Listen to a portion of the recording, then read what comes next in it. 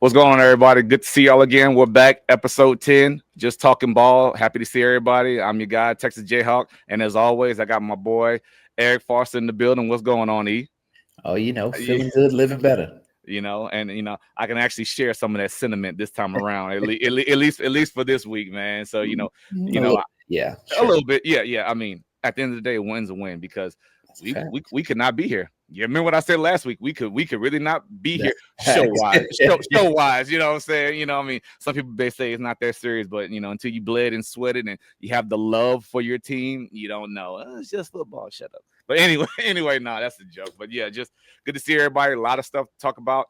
New developments this week. The first college football playoff rankings came out. We'll get into that. Obviously, the coaches carousel is still rolling. We've, you know, rolling on the season. Times is getting tight as far as some teams are already bowl eligible. Some teams are trying to get bowl eligible. Then there's another tier that teams are trying to vie in to get into those top 12 now spots of the college football playoff to, get the ultimate prize. Just overall, man, what do you think of how this year is shaping up before we really get into the meat and potatoes of things? Any big surprises, any big things off the top of your head that just really makes you say, golly, I never saw that coming. That wasn't on my bingo card, or just is it kind of playing out the way you would, minus Texas? We'll get into Texas, but just overall in the college football landscape. I think Texas is slow start. I think Clemson being predicted to be a top 5 team. Mm-hmm. I saw way more predictions of them being national champions than I can count. Obviously, LSU struggles. So I think just you see a lot of the mid-tier teams, the Ohio States, etc.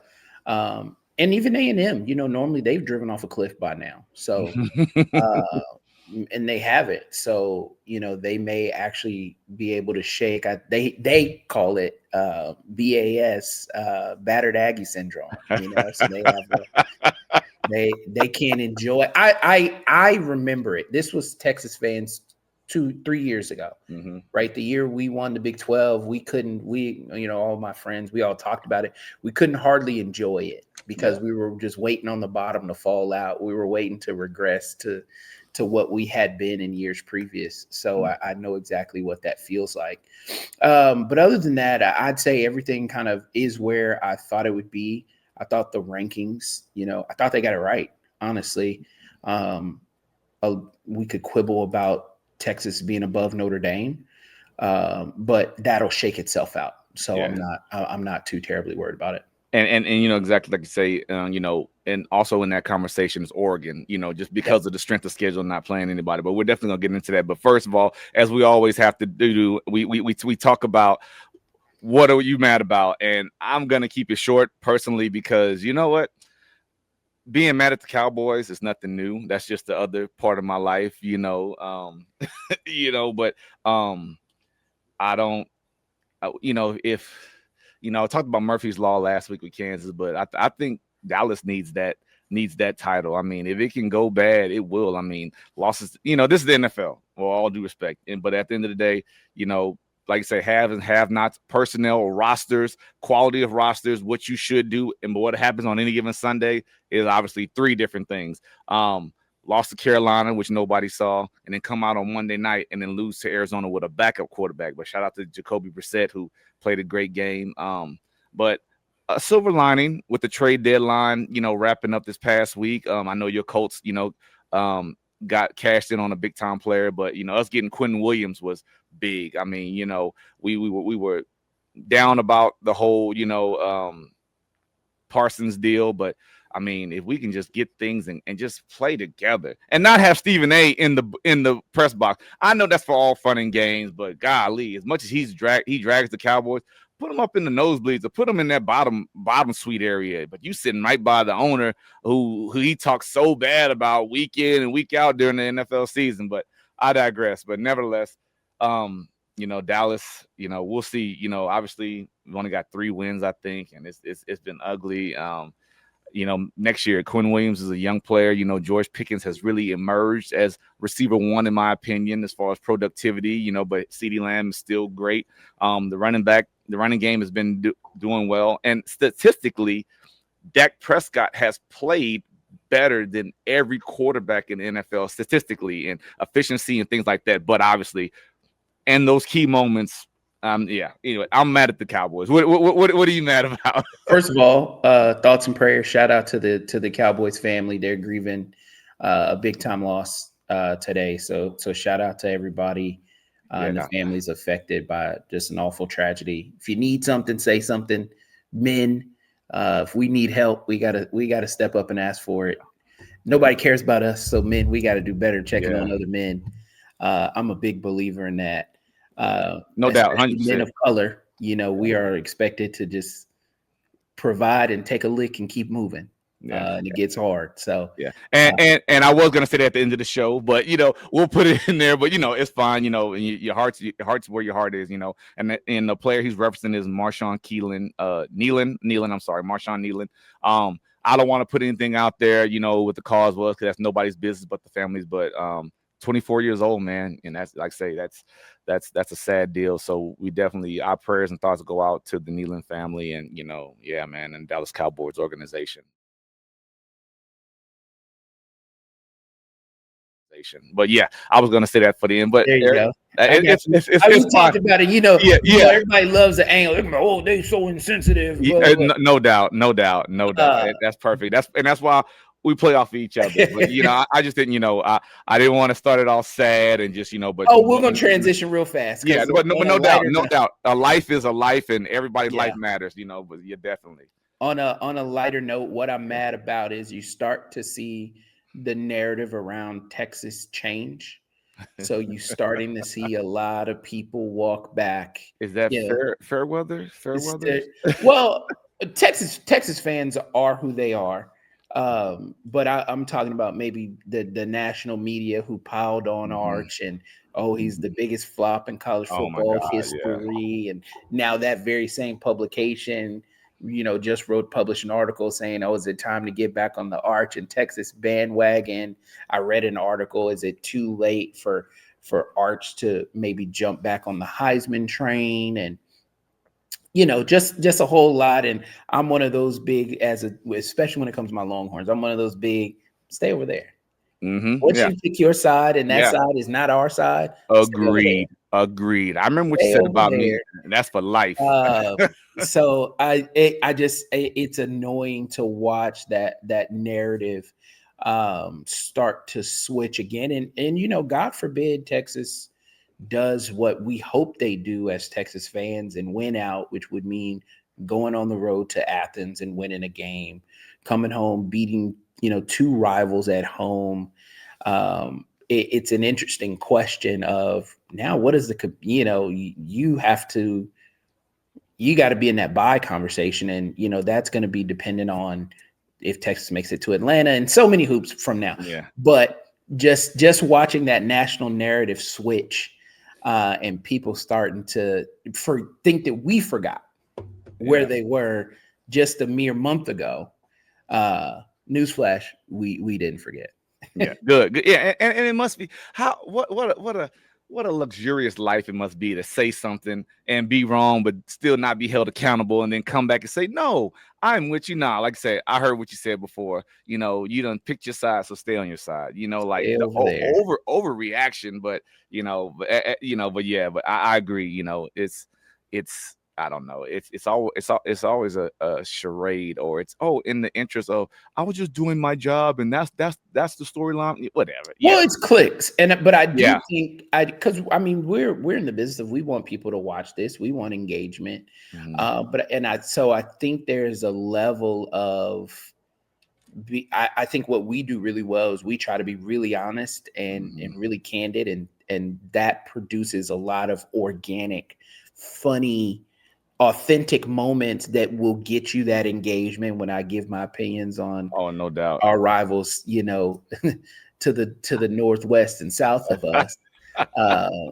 And then I think there's like what is engagement farming, and I just intentionally come in and think of just the most awful shit to say. Boy, 100%. That I know someone will engage with, whether it's to agree aggressively, because I think it happens both ways, and Texas media is a little guilty of it too. If there's an article out there talking about what Texas could do as a top 4 seed. That's the same thing, just the opposite way, because now you want the positive engagement and the clicks over something that, there's just so much work to be done before that happens.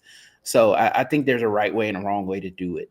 Yeah, but in this time and age, sometimes that integrity or that being authentic, doesn't hold as much weight as you say as the clicks. But And I don't know what those checks look like either. So shout out to them.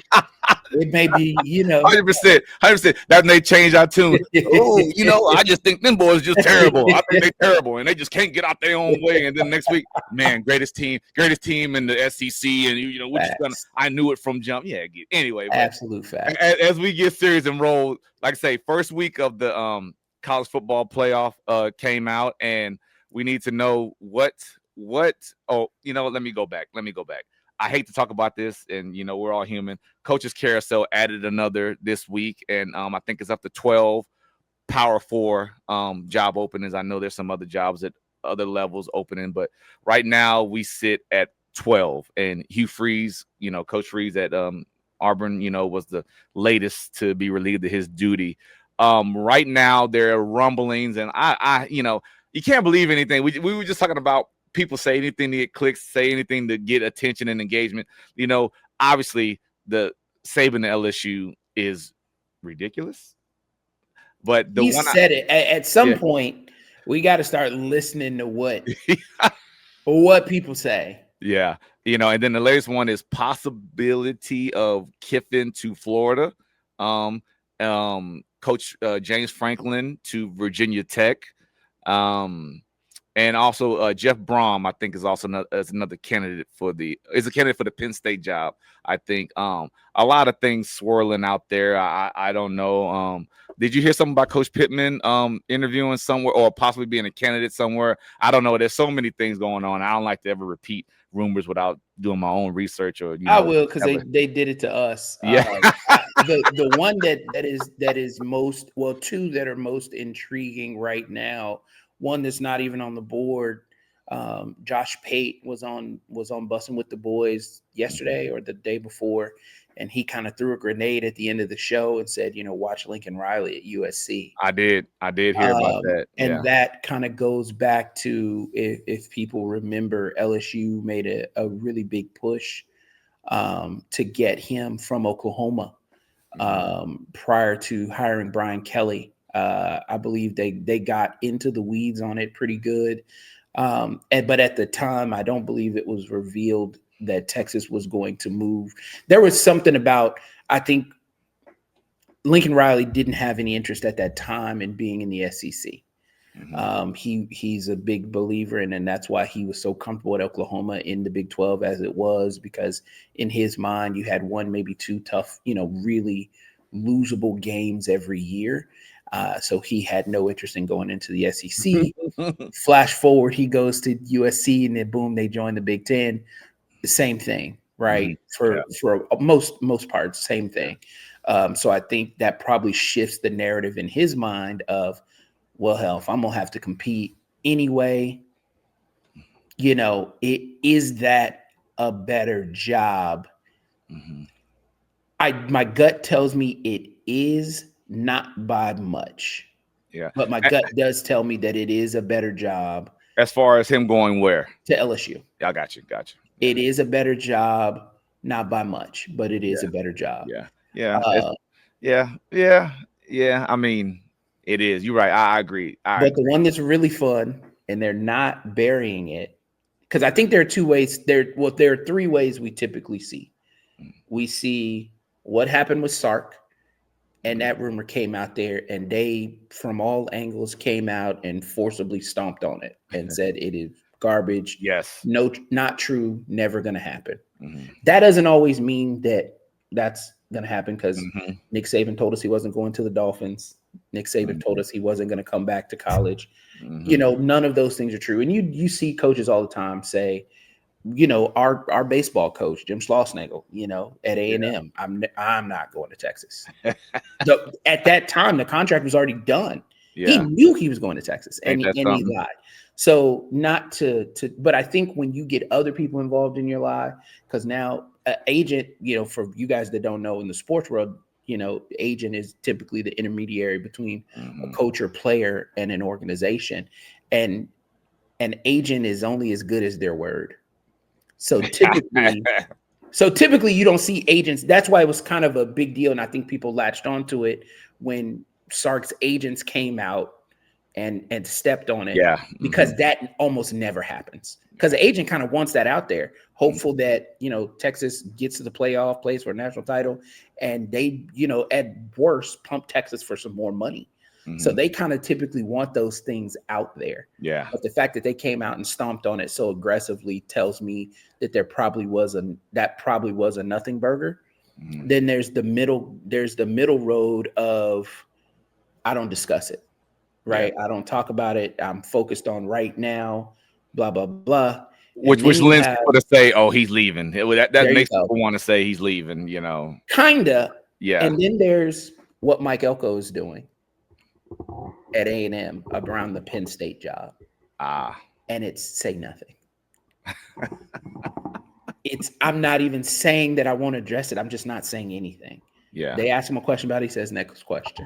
Yeah. And I think you're starting to see, um, it's a little smoke there. Mhm. Um, I don't think I would, if I had to say, when it comes to facility and donors and money, I can't imagine that Penn State is a better job. But Mhm. when you add in the political climate in Texas, when you add in the outsized influence that boosters and fans have on an athletic program that doesn't exist in Penn State, um, the male cheerleaders, like when you add in all the craziness that comes with a rabid fan base that is the 12th man, um, I'm never shocked when someone leaves it to go do something where they think they can have the same type of ceiling. Just happened with their basketball coach in Buzz Williams leaving for Maryland. Happened Mhm. with their baseball coach and Sloss leaving for Texas. So we've seen where they've had high profile coaches who've had success take their ball and go elsewhere, Yeah. despite all of the amenities and resources that job provides. So I got my eye on that one because, one, most coaching changes throw stuff into turmoil.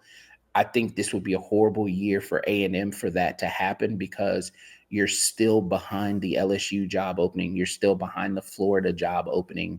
Mhm. You're neck and neck with that Penn State arena. Florida State, there's still a chance that job could come open. So if it happened this year in particular, I think it could put A&M in a bad spot. And Yeah. as a Just Texas fan, I love it. and I and it starts to lend yourself to the question of what are you chasing? Like you came to A&M, and obviously you're building something great. You're undefeated, you're in the top 5. I mean, that's what you wanted to do. And just when it gets rolling, because we all know, well, most people know, you got to establish some winning. You got to establish your culture. You got to establish some, you know, excellence in your program for those recruits to come in and to kind of get that machine kind of on cruise control. And now it's like it's almost it's if and we're talking hypothetically, if he was to do that, I wouldn't like that, just because now, even though it's Penn State, ultimately you're still starting over because you don't know what that roster is, and you're probably going to look at it obviously in considerations for that job. But I just think, with the transfer portal, yeah, that does make it easier. But golly, I don't know. Well, I don't here's know why you what want to leave A&M to go to I Penn State. guess to say it Yeah. is, you have to address the elephant in the room, and I was trying to take the high road because there's no way to say it without it feeling like a dig to an Aggie fan. Yeah. But I've always believed this: the proof is in the pudding. In any way you want to look at it objectively, Mm-hmm. when all things are equal, meaning both teams are winning or both teams are losing or both teams are middle of the pack, when all things are equal, Texas A&M always plays second fiddle to Texas. That anybody from the state, anybody that knows the state, anybody that knows the sport will tell you that's accurate. I think like the biggest, like the greatest analogy I've ever heard is like Dave Portnoy and their show. You'll have to find the viral clip and put it in. But him and Casey, she's a big A&M fan, she's a part of the show, and they were talking about, well, where does A&M rank in Texas? And she was like, well, it's Texas A&M. And they were like, what? They were like, no, it's Texas A&M. And I don't think it's that great of a disparity. But, when you're at a school, and Mike Elko knows it because you're recruiting the same kids. Mm-hmm. You're in it. So he knows. Yeah. So in his mind, it's like, well, I can stay here and play second fiddle, even by a small margin. It's not big. I don't want to make it sound like it's some exaggerated thing, but I can stay here and play second fiddle and get athletes that I can coach really, really hard to win. And, wherever the chips will fall, wherever they may. Mm-hmm. Or I can go to Penn State, bigger fish, smaller pond when it comes to that area of the country, right? Mm-hmm. I'm not contending with Texas, Alabama, LSU. I'm contending with Ohio State, right? For recruits, but you have a lot more latitude when you're in the middle of the country, right? So the competition pool for talent is smaller. You have fans that'll be much more grateful for what you can do, because they will show and even last year, what Mike Elko's teams have always showed, if you go back to Duke, they play with a particular brand of physicality. They typically don't put themselves in a position to beat themselves. All the things that were opposite of where Penn State struggled. And so I think he knows that they would be a lot more appreciative. And he didn't forget.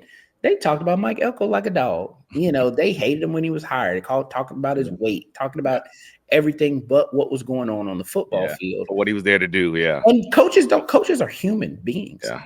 He didn't forget that. Yeah. He didn't forget that. He knows that at a place like A&M, and it's very much the same at a place like Texas, so I'm not throwing shade, but he knows that at a place like A&M, you are as good as whatever you have done for me lately. Yeah, and you're exactly right. You get the same kind of gratitude that you get if you go somewhere that feels like home, and that's home. That part of the country is home for him. Yeah. So you never know what people feel when you are in a different part of the country, when you're away from family, when you're away from things that you grew up with that feel normal. That's why time and time again, when it comes to coaches, it comes to athletes, you see the draw of home win out. Yeah, 60% of the time, 60 to 70% of the time. Yeah, until they don't make you feel like home. Because when Texas under Mac Brown started to recruit nationally, that was a big deal. Mm-hmm. You start going to get Ryan Hicks, and you start going to get these kids that play on Sundays that were players of the year in Ohio. Players of the year in California. When I say recruiting nationally at a high level, that's something A&M has never been able to do really, really well. They are just fortunate that getting those. They're not even tier 2, because the 10th best player in Texas is probably the best player in 45 of the 50 states. You know what I mean? So Texas being such a talent-rich state, being second fiddle to Texas sometimes doesn't even matter. Depending on how deep a recruiting class and a recruiting year is, you may not even notice it. Because the separation between 1 and 15 typically isn't that great. I can't speak on that because I'm gonna sound biased, because I'm a Texas kid too, and playing the Texas high school football just don't compare. And obviously the Florida and the California guys are gonna rumble at it, but nevertheless, but we as that thing comes on, there's thousands. That was just one part of it that comes under consideration, and just we're talking straight rumor mill stuff. We're not even talking about guys and that's considering the job, because we're not I'm in rooting those for roles. it. Hope it happens. Yeah, and Aggie fans, he's really just because that'll lead to y'all demise and kind of starting over again. Absolutely. Anytime you can and that's why I'm like, people are like, oh, I wouldn't wish this on my worst enemy. When we were going through our Charlie Strong era, I wish that shit on everybody. Oklahoma's going through it now. I pray for it. I pray for it on A&M. Arkansas is going through it now. I pray for it. Didn't nobody cry no tears for us. Oh, I know, like we always say, I got my own problems. So own. nevertheless. But as we move on, a little more exciting and a little more objective, the college football playoff has reared its official rankings of the top 25, and obviously, yes, 1 and 4 or 1 and 12 is what matters, but not the 12 you may think it is. And this past week they released it, and without overreaction of just how this thing is, first of all, kind of reviewing it, obviously, the first 4 teams have the byes. 5 through 12 play first round games on their campus. Texas obviously had a chance to do that last year against Clemson. I guess the no surprise deal is Ohio State, Indiana right now, just because as well as they're playing. But Texas A&M is kind of the flagship of the SEC right now as far as the rankings in this official college football playoff rank. We alluded to it earlier. Oregon, we're so far from Oregon. Haven't seen Oregon on TV much in prime time settings, and is that due to I hate to say weak schedule or yeah. I can't laugh. We played on TNT the other day, so I mean, it is what it is. YouTube TV, get your stuff together. Anyway, or ESPN, Disney, whatever it is. But right now, without the overreaction, because obviously this is just the first ranking and the first official put out, people will look ahead and say, oh, it's going to come down to Ohio State and Indiana playing in the Big Ten championship, which is going to decide those places. Alabama, Georgia, Texas A&M right now. Texas had a boost, obviously, with the win. I'm going to say not so fast, by the way, on the Ohio State, Indiana playing in the Big Ten championship. That is not a foregone conclusion. When a team hasn't beat a team in multiple years, I have a hard time just assuming it's going to happen. You're talking about who? If Michigan goes and beats Ohio State, Michigan will play Indiana in the Big Ten championship. Michigan and Indiana, in my opinion, are carbon copies of each other. Better match up hard. One just had an easier schedule, in my opinion. So Michigan can absolutely beat Ohio State. They've shown us that at home and on the road. If they go win, I was talking to in the group chat, we were talking about doomsday scenarios that could lock out a Texas or other teams. You're already starting to see it with the ACC champ and the group of 5 champ not going to be in the top 12 most likely, right? So that's one issue. So that's 2 spots gone. Then you've got a Michigan potentially beating an Ohio State and then potentially beating an Indiana in the Big Ten championship. That's another spot gone. So, a lot of these teams, Texas, Notre Dame, Oklahoma, Utah, those teams that are kind of in those first couple out, Texas Tech or BYU, the loser of that game will find themselves in that group of teams potentially on the outside. First out. In.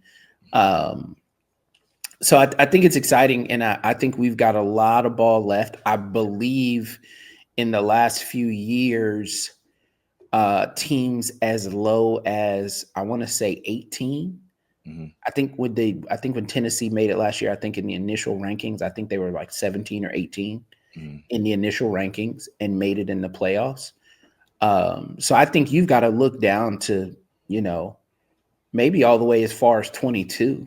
I could see a world where Missouri, can get in. They've got everything in front of them. They got an A&M team coming in, and I think they have one more big time game. I think it's got to be on the road, but they're without their quarterback. So I think the rankings are right. I think this is one of the first times I looked and I was like, okay, I don't really have any quibbles other than Texas over Notre Dame is where I would have put it, but it'll shake itself out. Yeah. And like you And say, go ahead. Go ahead. you think people are mad now. It opens the door. The committee is signaling that a 3-loss team could get in. A 3-loss Texas, a 3-loss Oklahoma, a potentially 3-loss Utah, all in the mix to still get in because of the virtue of how that third loss would come, right? If Texas's third loss is to number 5 Georgia or number 3 Texas A&M, and then they beat the other, a number 3 Texas A&M, a number 5 Georgia, how much are they punished? Yeah, it won't sting us. But and like I said, that's why I said it first. It's an overreaction. Let's not overreact because we're sitting here on the first week of it. As we get closer to the end, this thing could look totally different. And you talk about, and I talked about that 12th spot. What I won't say reserved, but it's for that group of and right now I think what is it Memphis, who's not even in this ranking, could possibly have that spot. For the group of, and so that Memphis right now is a projection to be there. If I'm not mistaken, that's just going off the top Correct. of my head, So as you say, they're currently unranked, but I think yeah. I think the committee ranks. I think the committee ranks down to 40. Yeah, I think they were the team that was like. But yeah, so Memphis is yeah. the one that would currently take that spot. Exactly. So you really look at it, and a lot of times people get this confused because you're looking at the college football playoff top 25, but when you talk about playoff, you're only looking at 1 through 12. But really, essentially, as of right now, 1 through 10, exactly. If it was the end today, it'd be and a team that's not even on the board. Michigan were to win in that scenario, you're probably talking about 1 through 9. Yeah. But we just wanted to kind of wet your whistle with it and dabble with it, because now these rankings do mean something in the sense of if your team is in that contention or in that conversation. So hoping for chaos this week. Texas just tick, just move on up, baby. Just little by little. I need everybody to lose except Georgia. and it happens every year. Teams emerge at the right time. Everybody gets caught up in the beginning and the rankings and what's what, and so nevertheless it matters, but it's not, because there's a huge debate, and I thought about whether to put it in my what I'm mad about or not. There's this huge debate amongst Texas fans about, is there value in that early season matchup? Is there value in that early season playing a top 5 team, either at home or on the road? I go back and forth, and I'm gonna be honest with who I am as a person. It's going to depend on if it keeps us out or not.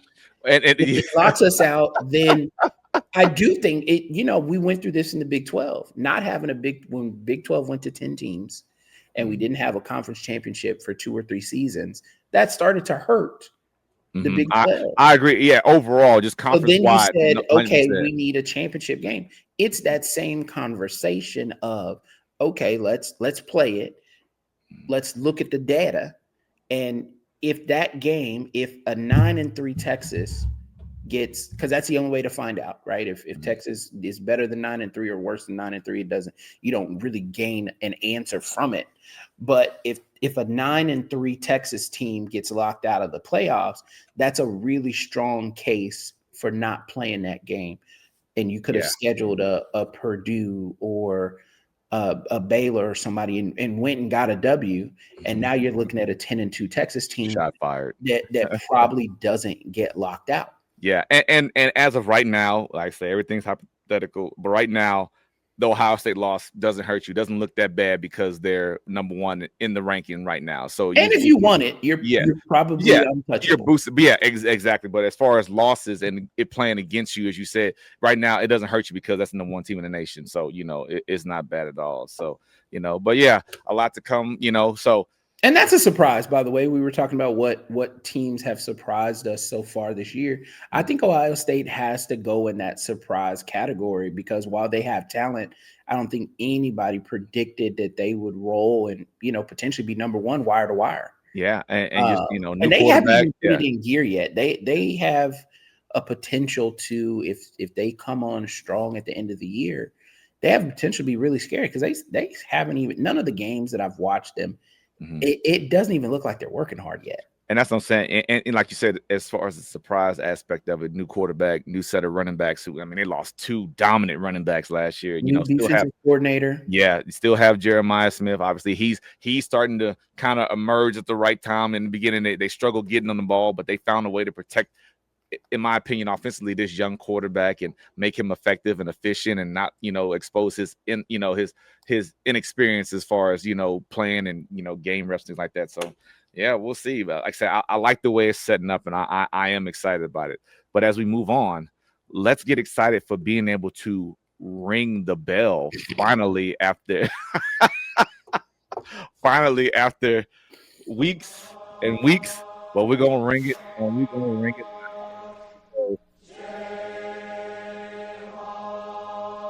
He is not for everyone. Being real is not for everyone, and everyone's not built to be that way, and hence the term Said that's why. bandwagon, hence fair weather, things like that. But Said no, that's why but they made sidewalks. Streets yeah. ain't for everybody. I like that one, yeah. But nevertheless, homecoming this week in Lawrence, Kansas.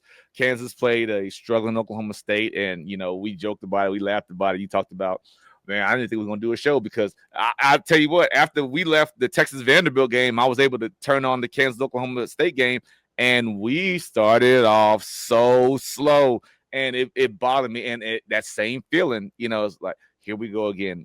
I joked about it. That I speak it into existence. That's kind of arrogant. There's millions of people in this world, and my little opinion doesn't affect the Kansas Jayhawk football team. But you know what? As much as you love a team, you think that it does affect them. But nevertheless, Superstition is a weird beast. it is, man. But we came in and got the win 38-21 on homecoming. Did start off slow, but we got the running game going. Jalen Daniels did his thing. Oklahoma State, though, to their credit, man, I think Coach Meacham found something that they could be at least competitive with, and and they kept it simple. Jet motions, stop routes, stick routes, running the ball. They were well, but just being consistent. They had two red zone visits. That one was a missed field goal and one was a blocked field goal for Oklahoma State. But then Kansas kind of started, to turn it on. They scored on 4 straight drives. Kansas did not punt in this game. They were 3 for 3 on 4th downs. How about that? Now people are gonna say, "Oh, it's against Oklahoma State." I don't care. But as far as stat wise, they put up 232 yards of rushing, about 6 yards of carry. Jalen Daniels was 13 and 19 for 110, 2 touchdowns and 0 interceptions. Thank God for that. 6 for 6 in the red zone, man. They didn't punt. They were 3 for 3. Oh, I'm sorry. They were 3 for 3 on 4th down, not 6 for 6. But they were perfect. They were like 3 for 7 on 3rd down, I think. But Bengali Kamara led the team defensive lead with 8 tackles. Man, let me tell you something, man. This kid right here, Daniel Deuce Highshaw.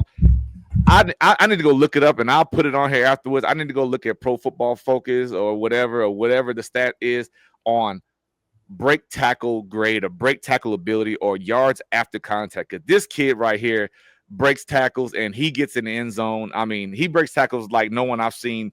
Maybe Jeremiah Love, but Jeremiah Love, it's different. But Deuce Highshaw, man, gets it done. So we had our tight ends step up. Bowden Growing had a big day for us. Of course, Emmanuel Henderson had a big special teams play with a 56-yard kickoff return. So we're rolling. We were rolling, man, and we needed this. If it came at Oklahoma State's expense, that's fine. If it came at a team that's lost their head coach that is going through their own deal, that's fine. And I'm okay with that. I'm okay with the fact that we're one game away from being bowl eligible. So, but yeah, great win.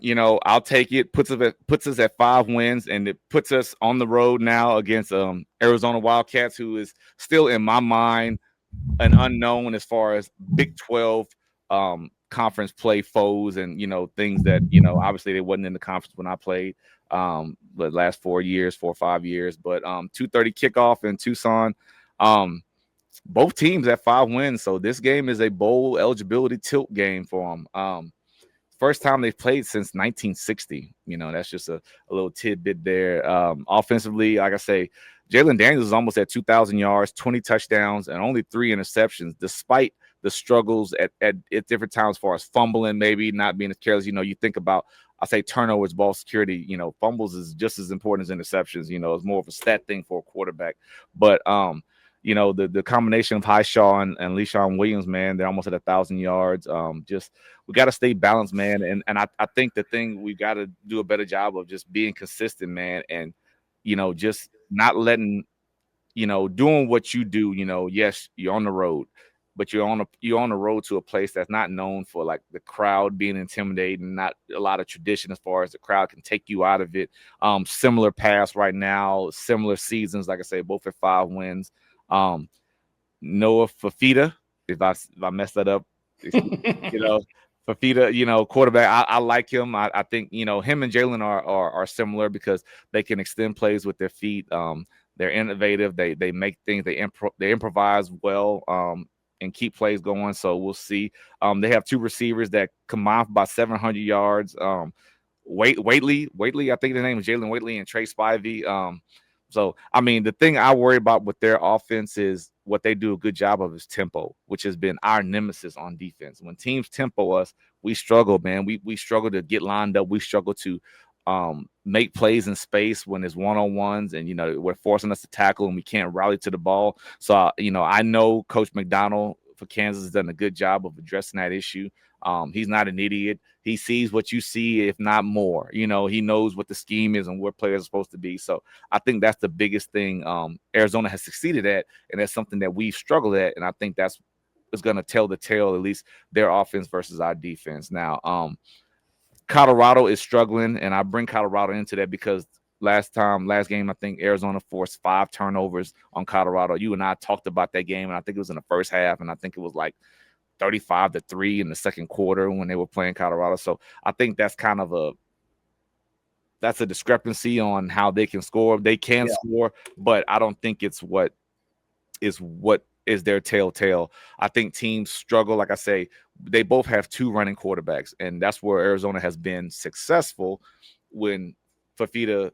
I hate saying. I hope I'm saying that right. Fafita is making plays with his feet because Kansas defense sees that every day with their quarterback Jalen. So I think that's a matchup. Obviously we got to win the turnover margin, but I think as far as like matchup wise, I think we're pretty even. I know more obviously about Kansas than I do Arizona, so I know some of the more inconsistent things that we have going on that I hope we get addressed.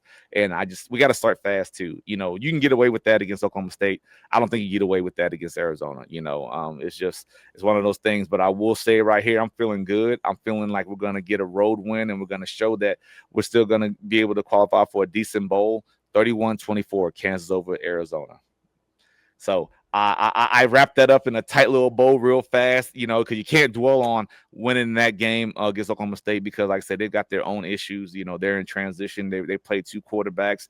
They're kind of swimming in it right now. But they did move the ball well on us, and that is alarming, to a team that's got all their pieces in place. So we've got to do a better job, man. But like you say, sometimes when teams don't have anything to lose, they just let it go and kind of that's what happens. But like I said, got the win. Both teams at 5, 2:30 kickoff Central Time in Tucson. I'm ready for it. We need to get this one, get bowl eligible, and keep going, man. So I'm ready, man. I feel good. I don't feel like I felt last week when I was like, because I was coming off a loss, and it was coming off going into a team that's the worst in the Big 12, and like, oh my God, let's not be the Dallas Cowboys of the Big 12. Let's not lose to the worst team, statistically and category, not only conference wise, but NCAA wise. So nevertheless, but let's move on and let's pay. I'm so disgusted, and I'll tell you why I'm disgusted.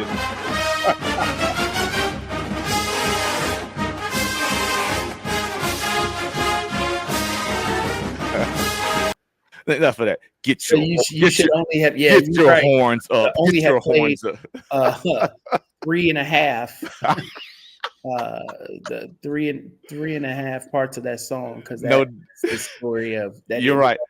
And we filmed some of it, and we showed it on the page. But tell me, okay, we both were at the game, but go ahead and tell me how you felt about the game. Couldn't have scripted a better start.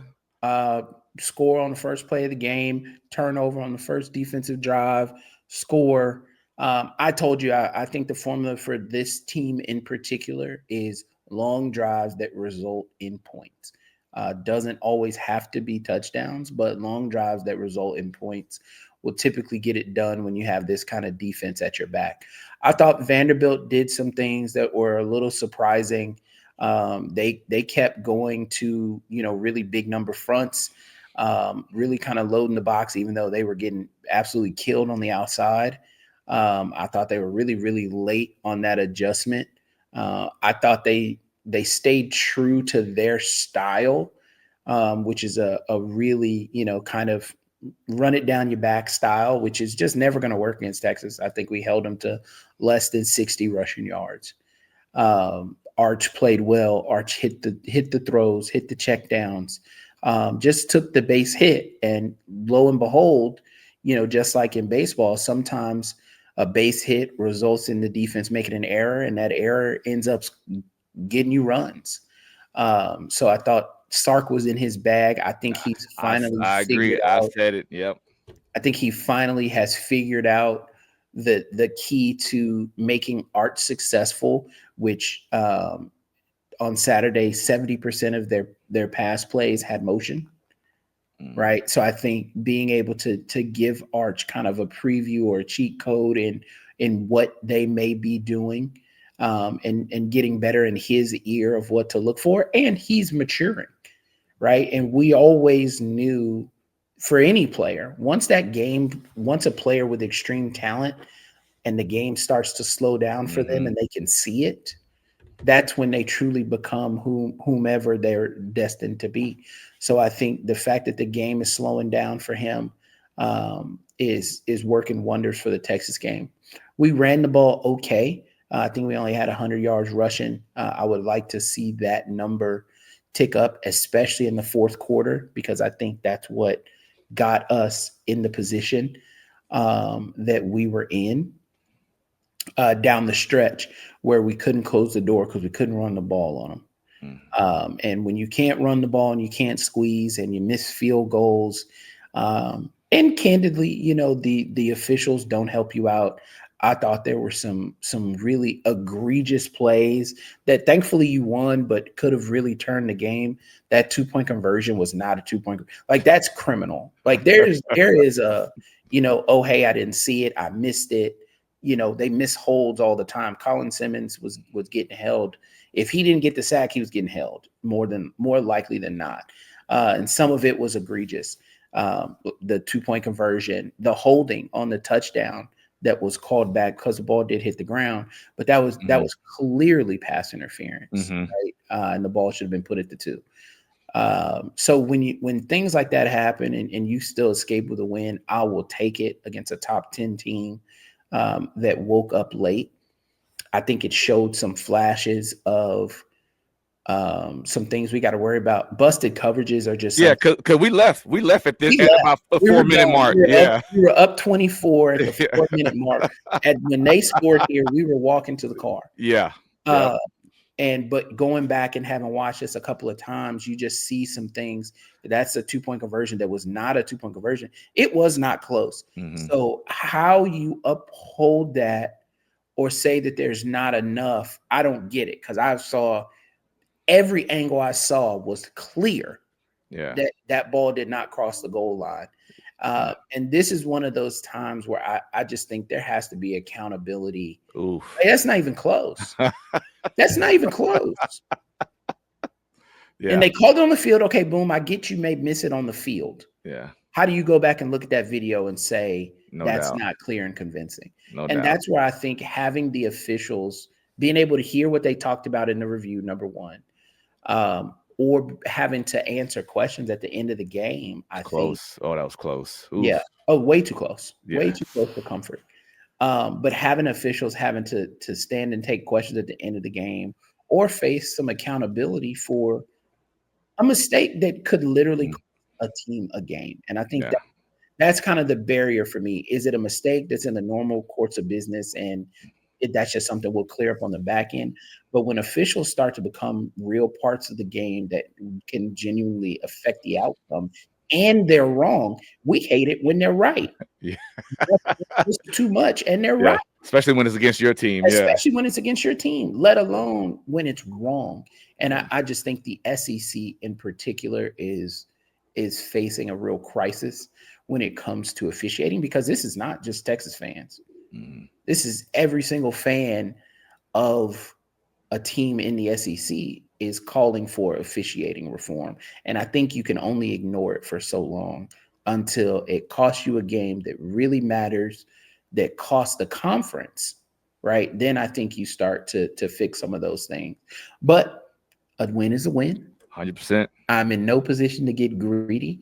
I'm glad. I told you, when we got in the car and we were driving back, I thought that game will be viewed in whatever the narrative becomes after. Was it let down by Texas, or was it really aggressive comeback by Vanderbilt? What was it? And I think Texas got credit for winning, rightfully so, rather than allowing Vanderbilt back into the game. Yeah, and this is one I can speak on because seeing it with naked eyes, and I told you earlier I was a little disappointed in Vanderbilt as far as like number 19, what we seen on TV, and probably getting loose, and I didn't see any of that. And like you said, that could be a credit to Texas rising up, because I mean, golly, Colin Simmons, God, to see that kid in person, he was impressive. I mean, he couldn't be blocked. Like I said, he was getting held, but I mean, he was sack, strip, fumble recovery. I mean, just that kid. That kid's gonna be special. But just even we talked about their athletes against your athletes. Trey Wisner running the ball, making guys miss, and guys are diving, and they're not even close to making a tackle. I just thought Vanderbilt, I don't know, they didn't wake up, and I thought Texas did a good job against Pavia, and obviously they had a comeback. But just overall, like you say, if it's 56 minutes or 55 minutes and 20 seconds that Texas was dominant, and then Vanderbilt was able to hang around. But I just thought, team for team, Texas looked way more superior, and Vanderbilt did not look like a number 9 team with all the hype coming behind them and Texas just was doing, able to you know, impose their will, right? yeah. We I mean, talked just about at going into the every game. aspect, man. We talked about going into the game, if Vanderbilt has their way, each team is going to have, between 7 and 9 possessions. And Sark had talked about that in the press conference leading up to the game. But Texas being able to impose their will, Texas had 11 possessions, Vanderbilt had 13. Yeah. Right. So when you are able to get a team out of their game, I think Vanderbilt will probably go back and kick themselves and say we probably should have cut it loose a little sooner, because Texas didn't. But could they? One thing we You know? struggle with apparently is some natural stuff. It just feels like sometimes we're not prepared for. And that is scary, right? When you have, going all the way back to the SEC championship game last year, where you have a freshman quarterback come into the game who is unproven in throwing the ball, you have to know, what are they going to do? They're going to run it. They're going to try to scramble them around. They're going to run the ball.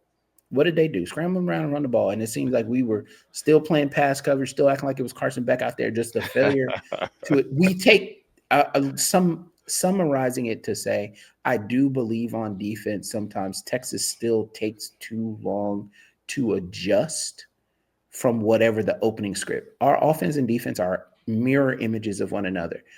That opening script from PK and Sark is going to be money every time.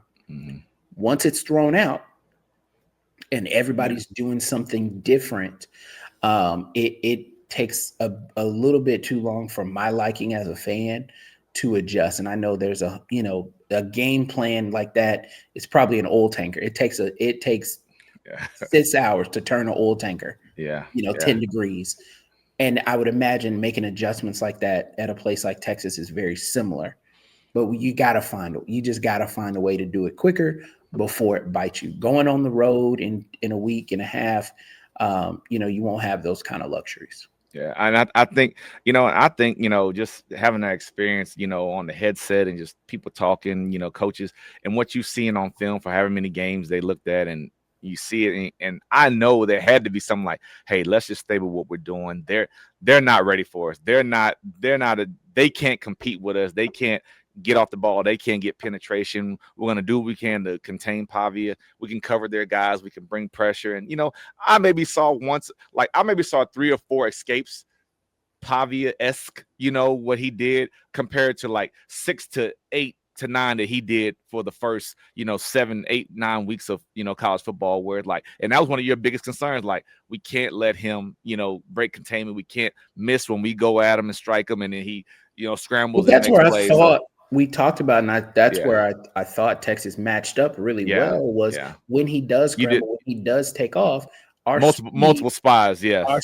our spot sideline to sideline was really Yeah. good, and Yeah. that showed up, and I think it'll serve us well. I think Vanderbilt and Georgia are really similar Mm-hmm. on paper in terms of how they play. Georgia's absolutely going to have better athletes, but Georgia also can't pressure the quarterback. Georgia also doesn't throw the ball down the field a whole bunch. Um, who knows? Against us, they probably will. They'll come out looking like the 2022 Chiefs. I don't know. But the fact they don't have a bye going into this game is lovely. For the first time, Texas is playing a big game. This is the only Mm-hmm. game all year, big game, where the team didn't have a bye or a cupcake coming into the game. Yeah. So, But like I said, and there are variables that you don't plan for or expect. And I'm not saying that people didn't expect Colin Simmons to be a special player, but his dominance was clearly effective in a way that there was no game plan for that. You yeah, couldn't and you also could you couldn't script that into that, and I mean, yeah, and let's also he's another kid, he's a sophomore. Let's let him grow up and mature and be who he's gonna yeah. be. I did see some crazy takes. I think it was like Van Lathan that they were like, "Oh, is this like the most dominant defensive end that Texas has ever had?" And he's certainly in the conversation. But he has the potential to be, yes, the But potential you're to talking be. about no, not even the potential to be. I do think it is a fair question Yeah. because you're talking about what are we 9 games in? He's got 8 sacks, I think 15 tackles for loss. He's got some numbers, but we can't become a victim or a prisoner of the moment when you've got. It would take me 20 minutes to read all the awards that Brian Arakpo won in his senior year. Boy. He had, I think it was 15 sacks in 13 games, Yeah. 17 tackles for loss. Like, you've had some guys that have had some really, Yeah. really And magical seasons. and not being a Texas at guy, Texas. actually like Sergio Kendall, Corey Redding. I mean, just guys, that list is elite. Like say, not to say he's not, but let the kid just play. Let the kid It's just a enjoy fair it. it's Yeah. a fair question, but I think when you Not for right answer now. that Not for the timing of it. question in a way, well, if the season ended today, he's had a better season than Sergio Kendall ever had. Yeah. Yeah. But it's also not close right now Yeah.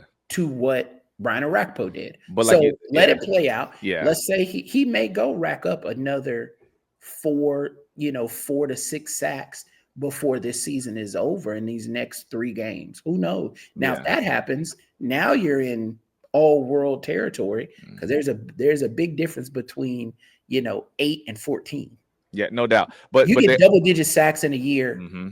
you are special. And given who it would be coming against, Yeah, you're talking about competition level. Mm-hmm. So Competitive level. I think it's a fair question. I just think how we answer it is what makes it start to sound ridiculous sometimes. Yeah, and like I said, let him have his time because there was times early in the year when you did hold the line when Texas was struggling, and you were like, "Where's Colin Simmons?"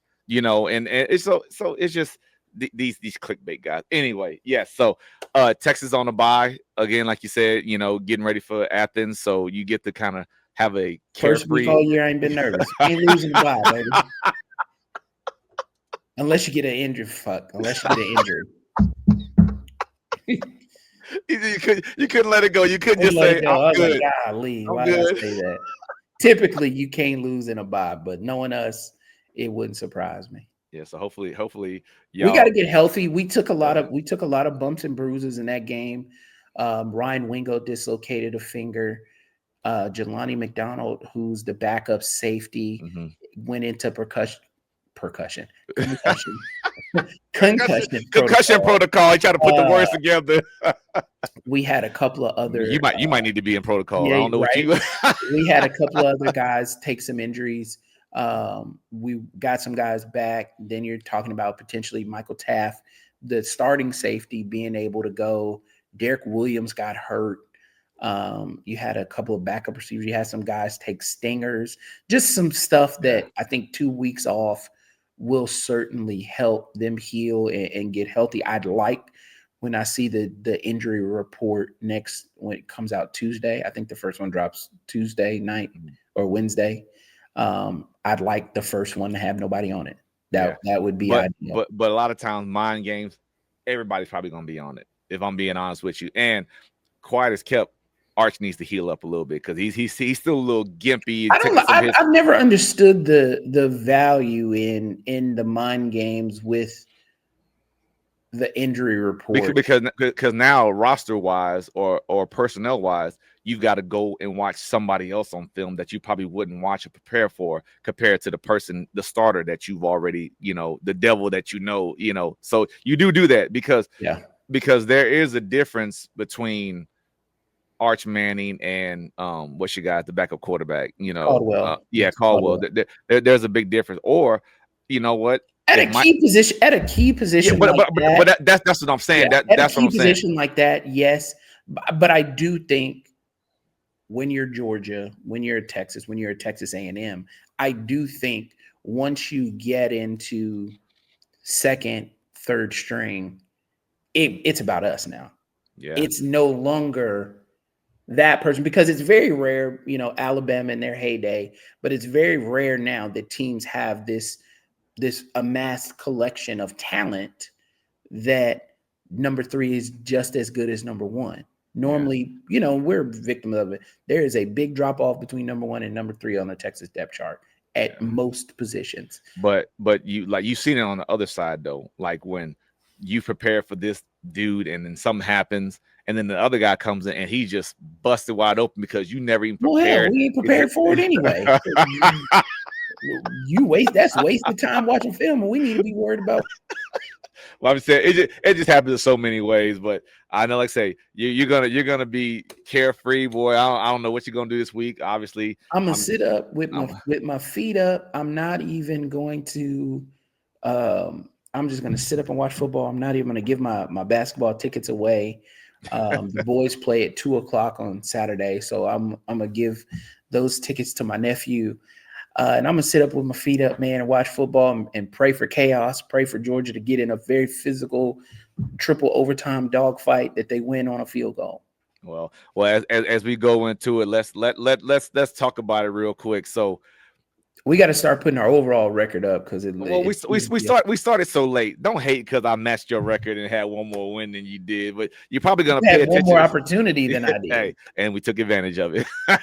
but looking ahead, just going off of last week, obviously, you went 5-1, I went 6-1, and the one Houston let me down. I could not believe that Houston looked the way that they did against I forgot West Virginia. Was it West Virginia? I can't. I don't want to Yes, lie, it but was. yeah. So just real quick, I'm gonna go over my picks and games to watch, and then I will let the grand SEC go. But obviously, I'm picking Kansas over Arizona.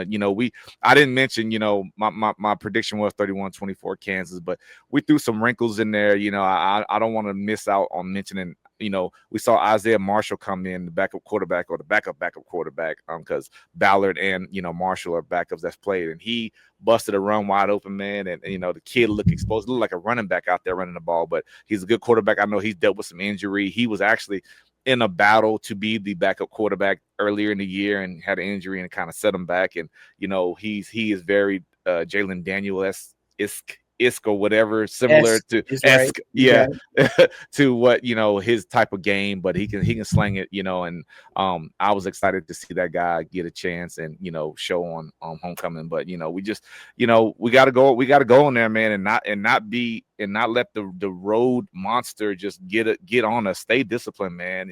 Control the tempo, man. Get Arizona out of that up tempo, man. We've got to play our ball. We've got to start fast. Man. And my biggest thing I wrote down was obviously we got to win in the trenches. We got to maximize opportunities, and that is possessions. What I mean by opportunities, when we get a stop, we got to go score on offense, man. We've got to be physical. We got to be efficient. We got to be confident. Damn it. So I'm not gonna keep beating a dead horse. So obviously KU, I'm still on the Houston train. UCF can play spoiler. They've done it before. Um, they're actually favored because it's in Orlando. I don't know, but I'm still going with Houston. I think they bounce back. BYU Texas. This is, if I'm not, is this is game day in Lubbock? This, Texas Tech, I'm very sorry, important distinction. Texas Tech. Maybe I But said it too yes, it is. fast. It is game Yes, day in Lubbock. yeah. And so, I got Tech, man. I just, I that defensive line, man, that defense, they're so good. I think they're gonna get after a physical BYU team, and it kind of feeds into what helps them. I know Texas Tech offensively is, a spread up tempo, get after you, but BYU still grounds and pounds. But I think that D line that Texas Tech has is physical, and they get after it. So we'll see. I'm picking Tech. I don't have anything off the top of my head about BYU that says, oh, watch out for this. They're just good. They're consistent.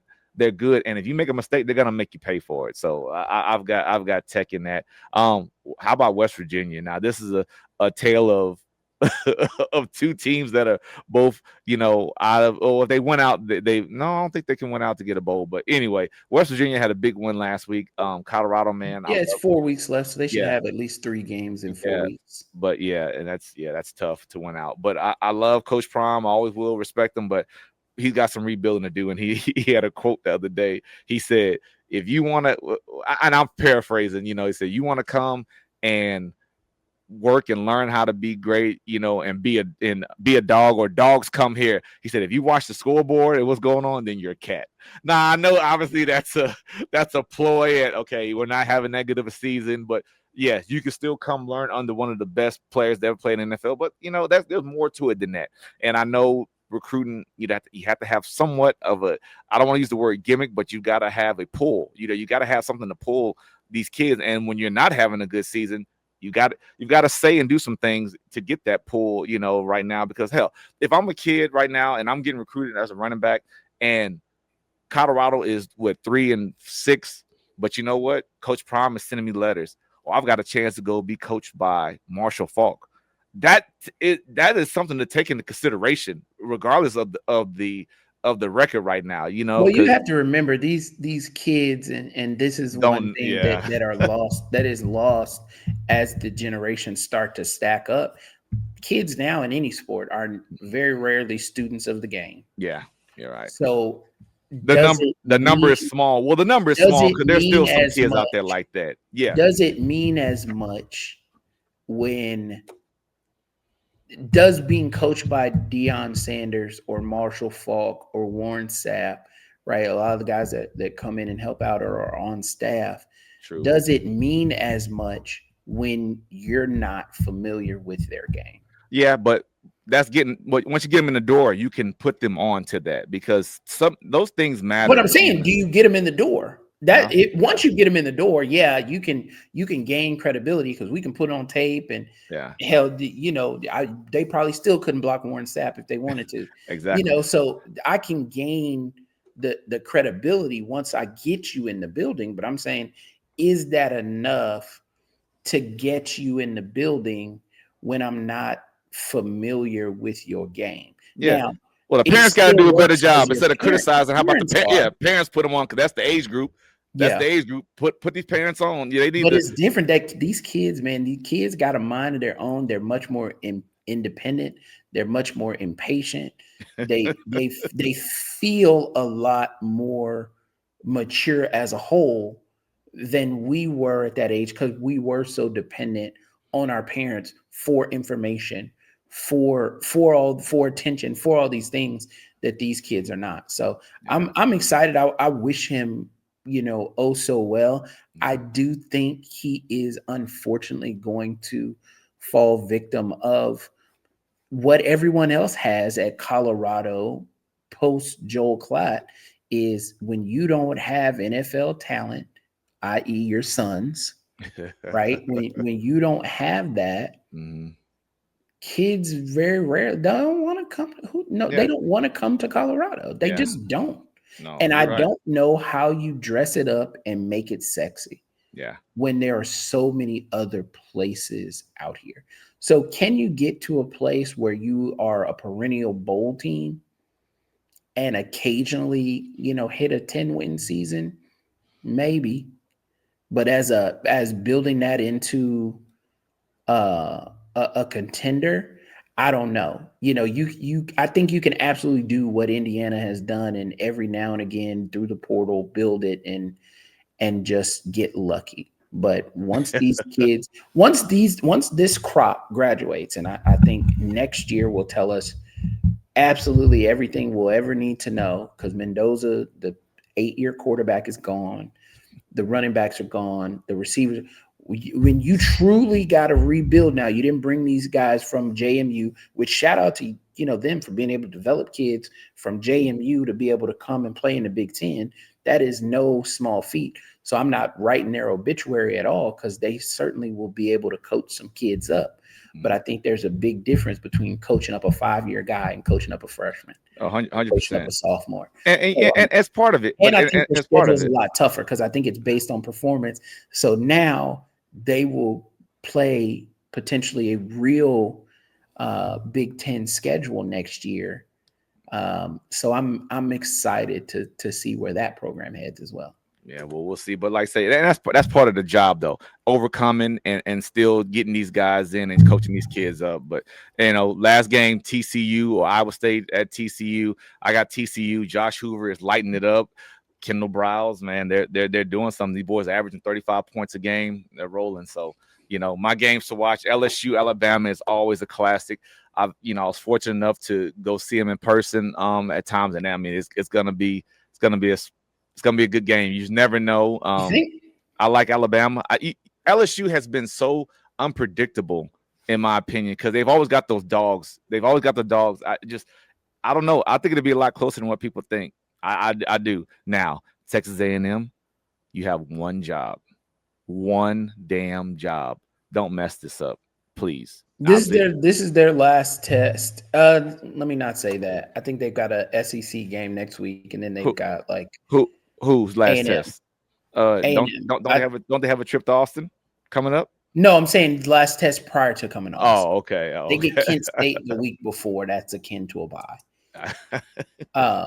Yeah. No, I'll talk about it here in a second, but I've just never been a believer in when you change the coach, unless you are going to a proven head coach who's got their own thing. Like I think there's a chance for Arkansas to play spoiler down the stretch, right? Because you've got a guy who's not only been a head coach at a high level at that place. So you can make some of those changes. What is LSU really going to change from Brian Kelly 2 weeks ago to interim head coach today? Yeah. Not a whole lot. Now, you still got guys. You got Nussmeier, who's was supposed to be a top 5 draft pick. You've got some guys. So I wouldn't be surprised to see them compete. But I think Alabama is starting to separate themselves. I've got Georgia over Mississippi State. I think I want it to be tough. I think Mississippi State is – we talked about this, I think, last year or the year before. I've always believed there are a few phases in building a program. It's you come in, you're probably going to take some lumps and get blown out. Then you start to lose close. Then you start to win close. Mm-hmm. Then you start to, really compete with the elite and blow out bad teams. So they're in that lose close phase, right? Last year they were getting blown out. This year they're losing close. Mm-hmm. So I.e. Texas.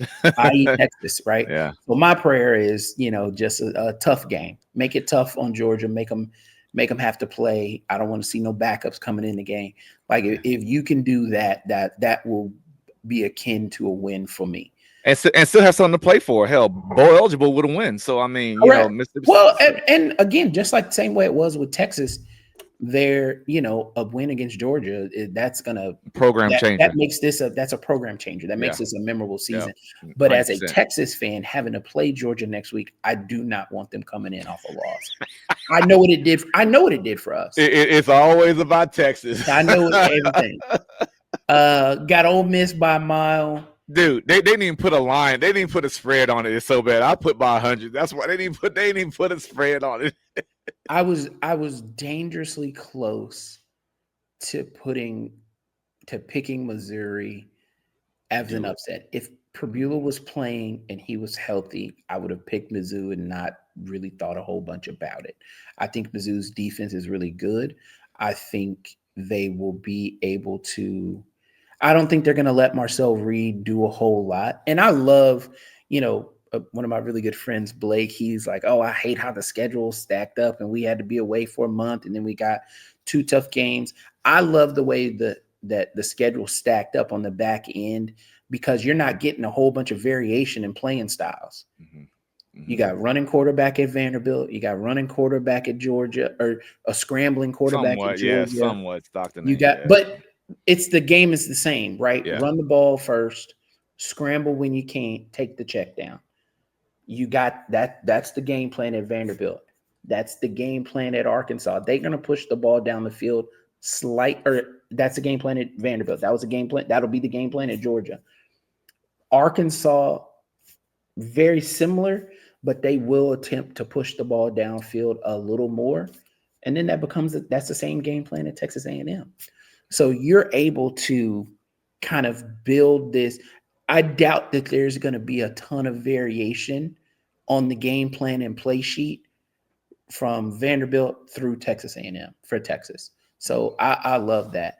But if Missouri was healthy, I would have picked them in the upset. So I do think it'll be close. I think it'll be single digits. But I think A&M is just really, really talented and they're playing One really, really one well. job, Aggies. One job. Yeah. One job. I've got Vanderbilt over Auburn. I I think that Vanderbilt is going to be desperate to change the narrative around the program and show that they don't believe that Saturday was who they are. Mhm. So I think, and Clark Lee is just really, really good. So instead of letting that Texas loss beat them twice, I think they play well. No doubt. Um, No doubt. They're a good team. They're good. They're a well coached team. They're good, man. They're I they're think good. Alabama rolls at home. I really do. I think it's three score plus. Wow. I think they roll at home. I think You hear Florida. that, Tigers? You hear that, Tigers?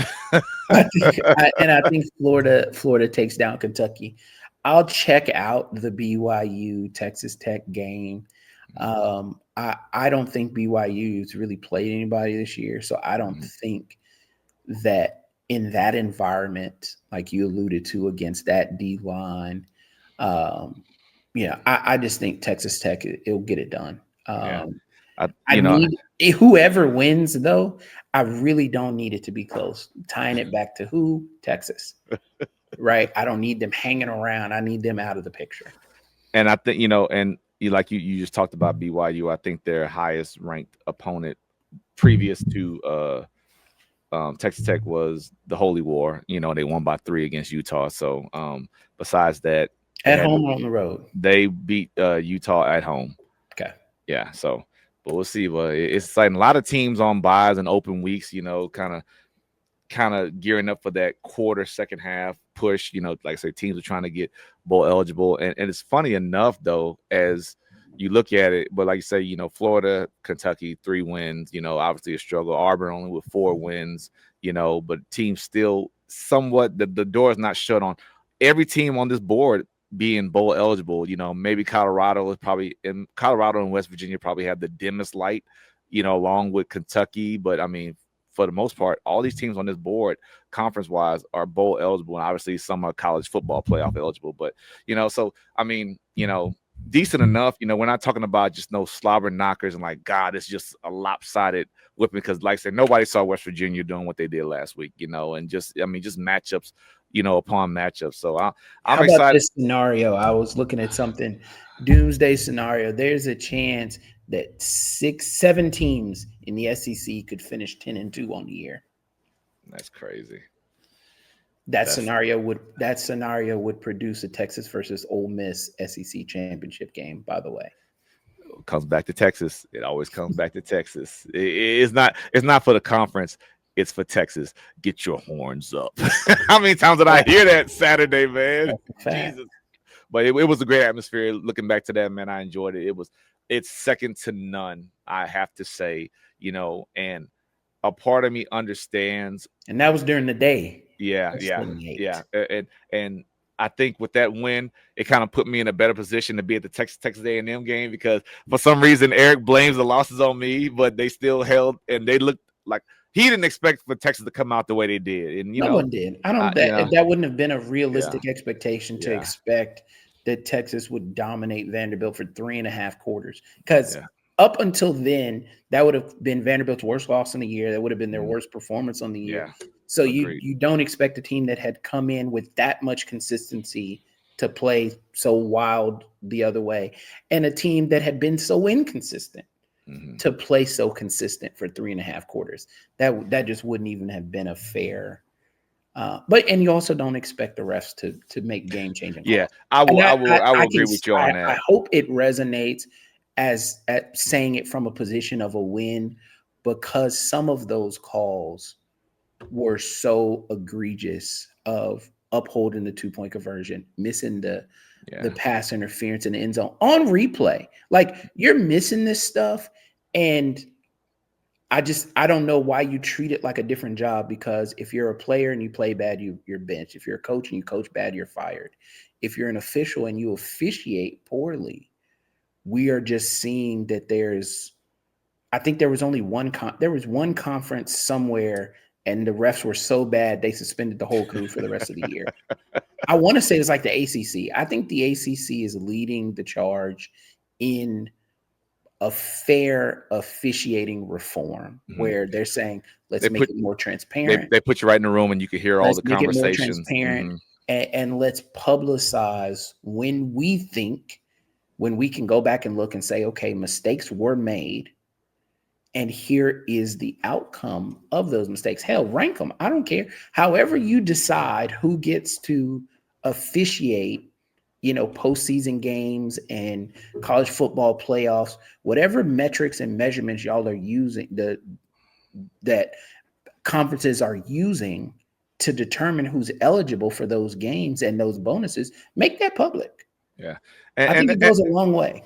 and they're human too, and I understand that, and it's a And they tough make job. mistakes. Yeah, That that it's a that's tough job. completely fine. I just want to know, like anything else on earth, if you make a mistake and there's a consequence for said mistake, you are less likely to make that mistake. So I'm not knocking that they are a human Oh making yeah. a human error.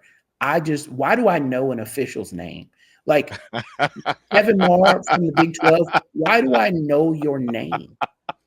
Right? Like, you are that Yeah, bad across the spectrum, not yeah. just Texas. You're that bad that fans literally lament and bemoan the fact, like, oh, we got Kevin Marr this week, and his, we can Yeah, bet they won't call nothing. And there's yeah. one group, unless you're Ed Hockley and we know your name because you can barely fit in your damn shirt, like, and it's a fun thing. That's okay. Yeah, yeah, yeah. But the rest of those groups, man, we got to get that under control, And especially in the SEC. It's a problem. it's And like it's that on gonna all cost levels. somebody. It's Yeah, gonna it's cost like somebody that. their It's job. like that on all levels too. Because in high school, when I was coaching in high school, you're like, oh, this guy. I mean, so but like you say, it's I also know I've been in a position where I've benefited from some of those bad calls too. So it's tough. But I do agree with the premise of what you're saying about just being transparent.